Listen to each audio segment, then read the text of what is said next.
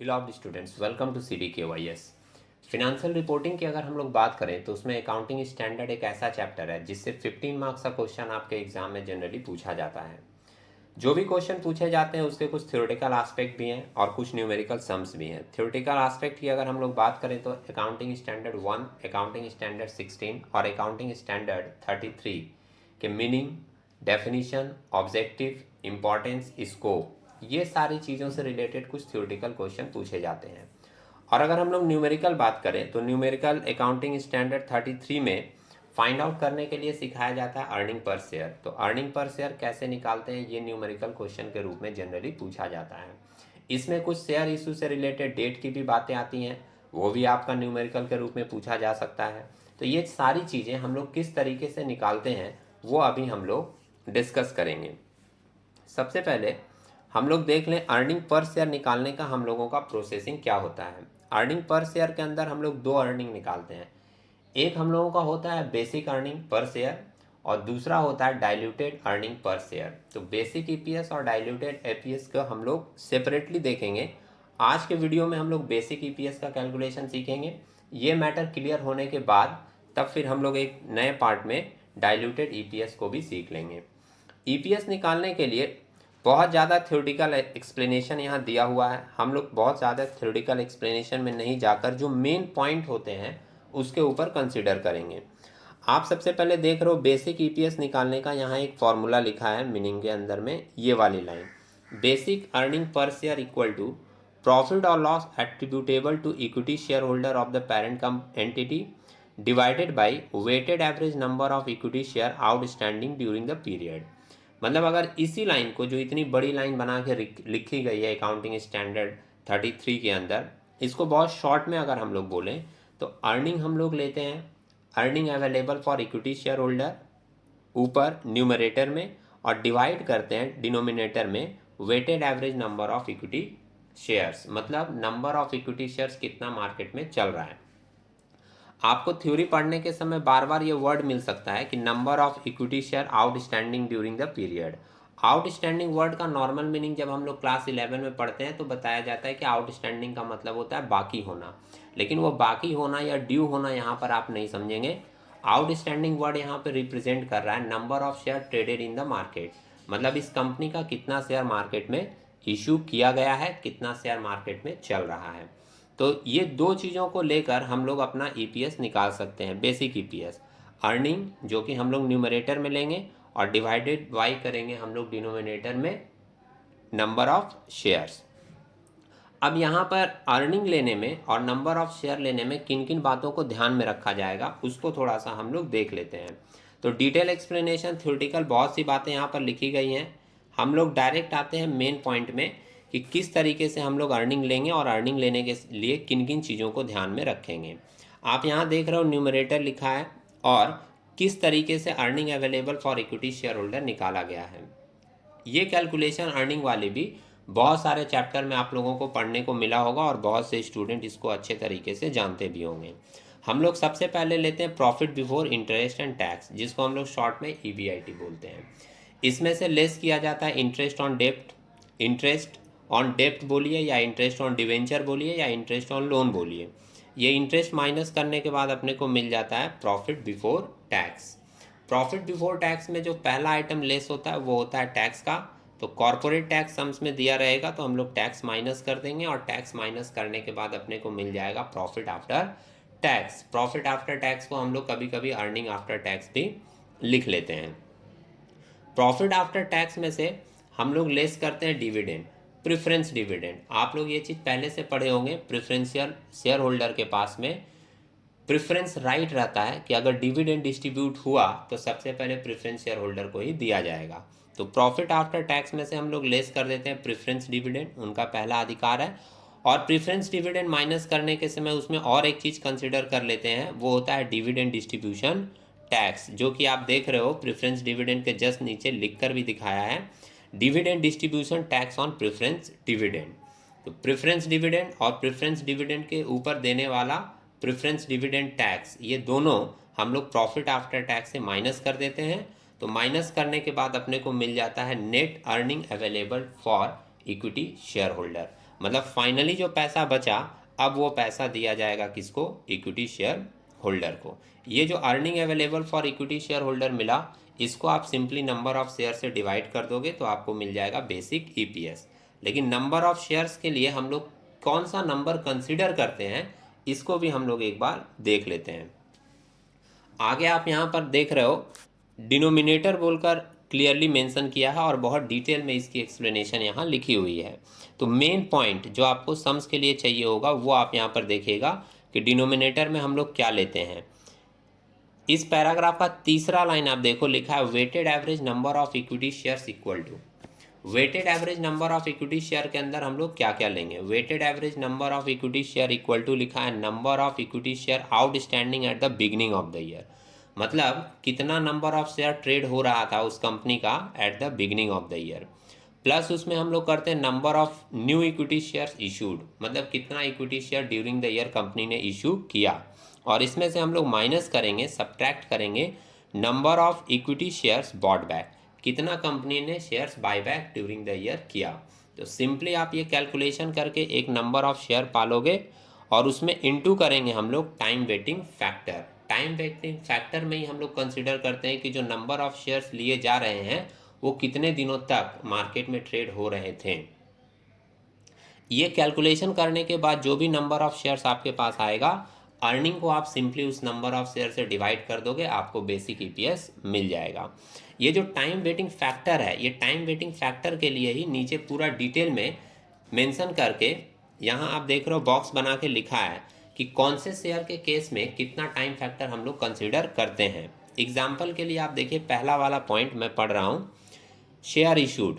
पहले वाले पॉइंट में लिखा है इन एक्सचेंज ऑफ कैश, मतलब अगर कंपनी कैश में शेयर इशू करती है तो कौन सा डेट कंसिडर किया जाएगा, उसके लिए weighted considered from the date of cash receive, मतलब जिस दिन कैश रिसीव होगा उसी दिन से वो डेट कंसिडर किया जाएगा। ये डेट इसलिए हम लोगों को याद रखना पड़ता है क्योंकि शेयर इशू करने के बहुत सारे केसेस होते हैं। कभी कभी कंपनी कैश में शेयर इशू करती है, कभी कभी कंपनी शेयर इशू करती है for consideration other than cash, कभी कभी जो शेयर बनता है, शेयर इशू किया जाता है वो for the purpose of conversion of debenture, debenture को कन्वर्ट करके शेयर्स में भी शेयर इशू किए जाते हैं। कभी कभी डिवेंचर के ऊपर या डेप्ट के ऊपर जो इंटरेस्ट ड्यू रहता है उनको सेटल करने के लिए भी शेयर इशू किए जाते हैं। तो इन सारे केसेस में जब हम लोग टाइम फैक्टर को कंसिडर करेंगे तो हर अलग अलग केस में कौन सा डेट से लेकर वो टाइम फैक्टर कंसिडर किया जाएगा वो यहाँ पर रूल्स बनाकर लिखा हुआ है। इसके ऊपर भी कभी कभी क्वेश्चन पूछ दिया जाता है, हो सकता है कि 5 तरीके का शेयर इशू दे दे और बोले कि बताइए कि इसमें से हर शेयर्स इशू में कौन सा टाइम फैक्टर वाला डेट कंसिडर किया जाएगा।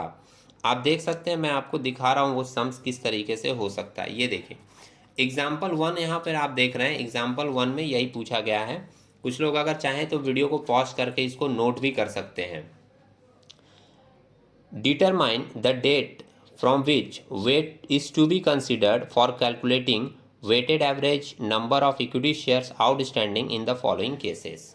जैसे फर्स्ट वाला केस बोला है equity share are issued in exchange of cash, मतलब इक्विटी शेयर कंपनी के द्वारा इशू किया गया है कैश में। तो अभी हम लोगों ने उसका रूल पढ़ा था जस्ट बिफोर कि इस केस में जिस दिन कैश रिसीव होगा उसी दिन से डेट काउंटिंग लिया जाएगा। और आप यहाँ सॉल्यूशन में देख रहे हैं नंबर 1 में दिया भी है डेट ऑफ कैश रिसीवेबल, जिस दिन कैश रिसीव होगा उसी दिन से वो डेट काउंटिंग शुरू हो जाएगी। सेकंड वाला पॉइंट आप देख रहे हो क्वेश्चन में equity share are issued as bonus share, equity share को इशू किया गया है बोनस शेयर के रूप में।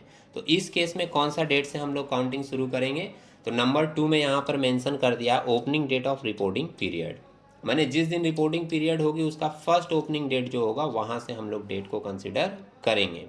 थर्ड नंबर पॉइंट लिखा है क्वेश्चन में, आप देख रहे हैं यहाँ पर equity share are issued for conversion of a डेप्ट इंस्ट्रूमेंट, मतलब डेप्ट इंस्ट्रूमेंट को कन्वर्ट करके इक्विटी शेयर इशू किया गया। तो इसमें कौन से डेट से हम लोग कंसिडर करेंगे, यहाँ पे मेंशन कर दिया है डेट ऑफ कन्वर्सन। आप तीसरा नंबर का आंसर देख रहे हो, यहाँ पे मेंशन कर दिया डेट ऑफ कन्वर्शन। मतलब अलग अलग इशू के केस में डेट काउंटिंग के लिए अलग अलग डेट कंसिडर किए जाते हैं, वो डेट हम लोगों को ये वाला पॉइंट इंडिकेट करता है। डेट कन्वर्सन क्यों निकालते हैं? इससे हम लोग net number of equity shares निकालते हैं, जिसको ईपीएस निकालने के लिए डिनोमिनेटर में यूज़ किया जाता है। इसको अगर हम लोग एक और थोड़ा सा डिटेल कैलकुलेशन में देखें तो आपका मैटर और थोड़ा क्लियर होगा। आप एक बार देख सकते हैं एग्जाम्पल नंबर 2, इसमें आपका मैटर थोड़ा और क्लियर होगा कि हम लोग ये डेट कैलकुलेशन क्यों लेते हैं और इसको यूज़ करके हम लोग किस तरीके से total net number of shares निकालते हैं, जिसको डिवाइड करके ईपीएस फाइंड आउट किया जाता है। तो एग्जाम्पल नंबर 2 में आप देखिएगा, पहले सम्स को केयरफुली मेंशन किया। On 1 January 2019 G limited has 1,80,000 ordinary shares outstanding. अभी हम लोगों ने रूल पढ़ा था कि नंबर ऑफ शेयर्स लेने के लिए हम लोग लेते हैं shares at the beginning of the year plus shares issued minus shares buyback by the company. तो यहाँ पर बिगिनिंग में हम लोगों के पास कितना शेयर्स दिया है? 1,80,000। आगे मेंशन किया ऑन 31 मई, आप देख रहे हो 1 जनवरी के बाद 31 मई 2019 को the company issued 60,000 ordinary share in cash. जनवरी से अगर आप काउंट करोगे तो 31 मई तक 5 महीना होगा। 5 महीने के बाद कंपनी का शेयर चेंज हो रहा है। पहले 1,80,000 हुआ करता था, अभी 60,000 और इशू हो गया। तो 1,80,000 और 60,000 शेयर्स और इशू होने के बाद अब कंपनी के पास 2,40,000 शेयर्स होंगे। और फिर आगे मेंशन किया है on 1 November 2019 it bought back, company ने वापस ले लिया अपना शेयर, कैंसिलेशन कर दिया 30,000 ऑर्डिनरी शेयर्स। तो अगर आप मई से लेकर मतलब 1 जून से लेकर नवंबर तक जाएंगे तो 5 महीना और होगा। 2,40,000 का शेयर कंपनी का 5 महीना तक चला और 5 महीने के बाद कंपनी ने 30,000 के शेयर्स वापस बायबैक कर लिए। तो 2,40,000 में 30,000 का बायबैक होने के बाद कंपनी के पास 2,10,000 का शेयर्स बचा, जो कि नवंबर और दिसंबर 2 महीने तक चलता रहा। लास्ट लाइन मेंशन किया, calculate weight average number of shares as on 31 December 2019। 31 दिसंबर के डेट में ही आपको total weighted average number of shares find out करने हैं। तो हमारा डेट ऑफ कैलकुलेशन फाइनली 31 दिसंबर तक रहेगा। अब इस प्रोसेस में हम लोग को number of shares, weighted average number of shares, जिससे डिवाइड करके हम लोग ईपीएस निकालते हैं, वो कैसे कैलकुलेट करेंगे। तो इसकी कैलकुलेशन आप देखिएगा, 2 तरीका होता है कैलकुलेशन का। दोनों तरीका मैं आपको बताऊंगा स्टेप वाइज करके। पहले हम लोग देख लेते हैं फर्स्ट तरीका। सॉल्यूशन के अंदर जो ऊपर मेंशन किया है ये बहुत इजी वे है, calculation of weighted average number of ordinary shares. Box बना लिए हैं, कॉलम करके बनाया जा रहा है। डेट क्लियरली मेंशन कर दिया गया है 1/1/2019 को। स्टार्टिंग में ऑर्डिनरी नंबर ऑफ शेयर्स थे 1,80,000। अब अगर मान लीजिए आप 1,80,000 को पूरा जनवरी से लेकर दिसंबर तक सोचोगे तो ये पूरा 12 महीना चला, इसलिए 1,80,000 इंटू 12/12 करके निकाल दिया गया इसका weighted average number of shares कितना? 1,80,000। कि ये पूरा 1 जनवरी से लेकर 31 दिसंबर तक कंपनी के पास में था। 31 मई 31 मई 2019 को सेकेंड कॉलम आप देख रहे हो, सेकेंड लाइन, 31 मई 2019 को न्यू शेयर्स इशू किया गया है कितना? 60,000। ये 31 मई को इशू किया गया था 60,000 का। तो इसका कैलकुलेशन अगर हम लोग लेंगे तो जून से लेंगे। जून से लेकर अगर आप दिसंबर तक काउंट करोगे तो जून, जुलाई, अगस्त, सितंबर, अक्टूबर, नवंबर, दिसंबर 7 महीना होता है, इसलिए इसका टाइम पीरियड 7 मंथ का लिया गया। 60,000 इंटू 7/12 अगर हम लोग करेंगे तो हमारा weighted average number of shares आ गया 35,000। एवरेज बेसिस पर ये आ गया 7 महीने का कितना? 35,000। इसके बाद 1 नवंबर को कंपनी ने 30,000 का शेयर्स बायबैक कर लिया, वापस ले लिया, या आप उसको बोल सकते हैं कि कैंसिलेशन हो गया।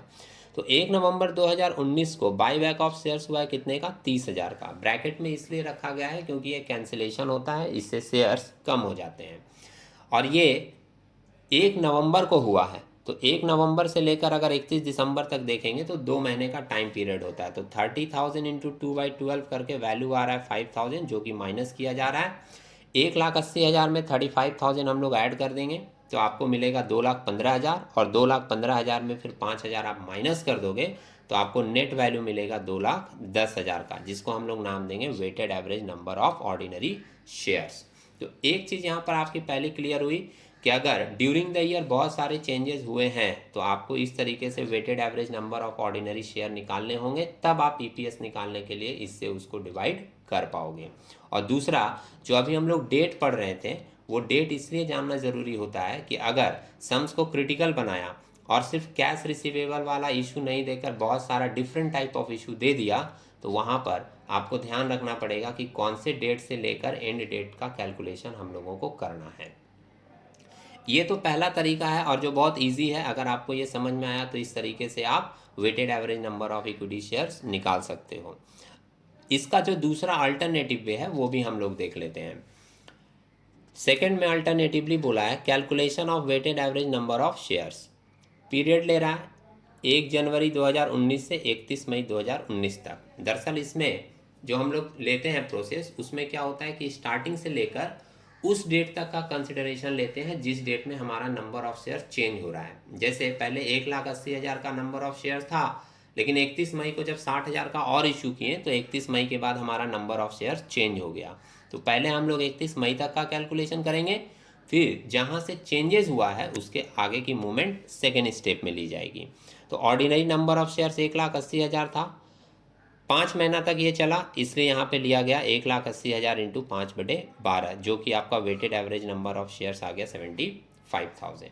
पहली लाइन क्लियर है। दूसरा, 31 मई 2019 से 1 नवंबर 2019 तक फिर 1 नवंबर का डेट लिया गया। ये कौन सा डेट है? जहाँ से हमारा नंबर ऑफ शेयर्स फिर से चेंज हुआ था। मतलब जहाँ से चेंज होता है वहाँ तक हम लोग कंसिडर करते हैं इस मेथड में। तो आउटस्टैंडिंग शेयर्स पहले हम लोगों का था 1,80,000 और फिर 60,000 का इशू होने के बाद हम लोगों का अब नंबर ऑफ शेयर्स हो गया 2,40,000। और ये 2,40,000 शेयर्स कब से कब तक चला? जून से चलना शुरू हुआ। जून, जुलाई, अगस्त, सितंबर, अक्टूबर तक चला। नवंबर से फिर चेंज हुआ था। तो आप अगर जून, जुलाई, अगस्त, सितंबर, अक्टूबर तक काउंट करोगे तो 5 मंथ्स होगा। इसलिए यहाँ पर लिया गया है 2,40,000 इंटू 5/12 और ये कैलकुलेट करके आया कितना? 1 लाख शेयर्स। इसके बाद 1 नवंबर से फिर हमारा चेंज हो गया शेयर्स, और वो जो शेयर्स चेंज हुआ 1 नवंबर से, ऑर्डिनरी शेयर्स पहले हम लोगों का 2,40,000 था और 1 नवंबर को 30,000 का बाईबैक हो गया। तो 30,000 का बाईबैक होने के बाद अब हम लोगों का शेयर्स हो गया कितना? 2,10,000। और ये 2,10,000 कितने महीने तक चला? नवंबर और दिसंबर, 2 महीने तक। इसलिए यहाँ पर लिया गया है 2,10,000 इंटू 2/12 और ये एवरेज करके आया कितना? 35,000 शेयर्स। अब ये जो एवरेज करके बाहर निकला है, ये लास्ट वाले बॉक्स को हम लोग टोटल किए 75,000 प्लस 1 लाख प्लस 35,000, तो टोटल करके अपने को मिल गया 2,10,000, जिसको हम लोग नाम दे रहे हैं weighted average number of shares. तो अभी तक हमने आपको कुछ बेसिक कैलकुलेशन बताएं कि हम लोग न्यूमरेटर में क्या लेते हैं, हम लोग डिनोमिनेटर में क्या लेते हैं और उसकी कैलकुलेशन कैसे करते हैं। जैसे EAES लेते हैं, earning available for equity share holder, तो वो कैसे निकालते हैं। Weighted average number of shares division में लेते हैं, वो कैसे निकालते हैं। अगर ये कैलकुलेशन आपको अच्छे से समझ में आ गया, और ये आपको तब और बेहतर समझ में आएगा जब आप इसको नोट करके समझोगे। तो इसको नोट करके आप एक बार इसको अच्छे से समझ लीजिएगा। उसके बाद फिर हम लोग एक न्यूमेरिकल सम्स देखेंगे जिसमें हम लोग EPS पूरा फाइंड आउट करेंगे कि बेसिक EPS किस तरीके से कैलकुलेट किया जाता है। तो उम्मीद है आप लोगों को ये कैलकुलेशन समझ में आई होगी। हम लोग बेसिक EPS के कैलकुलेशन के साथ नेक्स्ट वीडियो में मिलेंगे। तब तक के लिए टेक केयर।